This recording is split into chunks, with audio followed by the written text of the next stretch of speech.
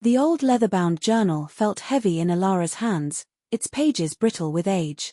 A faded inscription read, "Property of Elias Blackwood, 1888.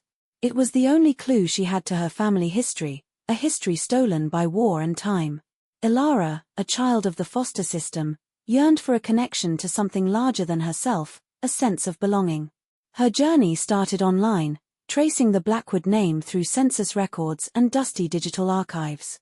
She found Elias, a stonemason who emigrated from Scotland to America in the late 19th century. A thrill ran through her as she unearthed his immigration record, a faded photograph staring back at her with familiar dark eyes.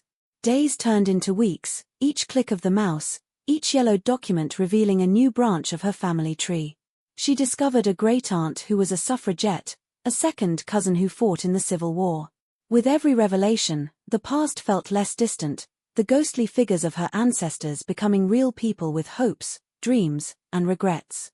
Ilara wasn't just building a family tree, she was piecing together a fragmented story. She felt a kinship with these strangers from the past, their blood flowing through her veins.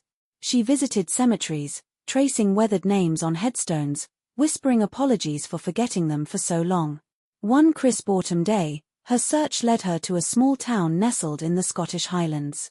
The locals, with their lilting accents and knowing smiles, spoke of the Blackwood family who once owned the sprawling estate on the hill. She stood before the crumbling stone walls, imagining Elias as a young boy, running through the heather-covered fields. In the local pub, a weathered old man with twinkling eyes recounted tales of the Blackwoods, their laughter and their sorrows echoing through generations. He spoke of a family legend, a lost locket passed down through the women of the family, a symbol of love and resilience. Ilara's heart pounded. Could it be? She remembered a small, tarnished locket tucked away in the journal, dismissed as a trinket. She pulled it out, its intricate carvings catching the dim light. A collective gasp filled the room. It was the locket, the legendary locket, returned to its ancestral home. That night, under the vast Highland sky, Ilara felt a sense of peace she had never known. She wasn't just a lost soul anymore.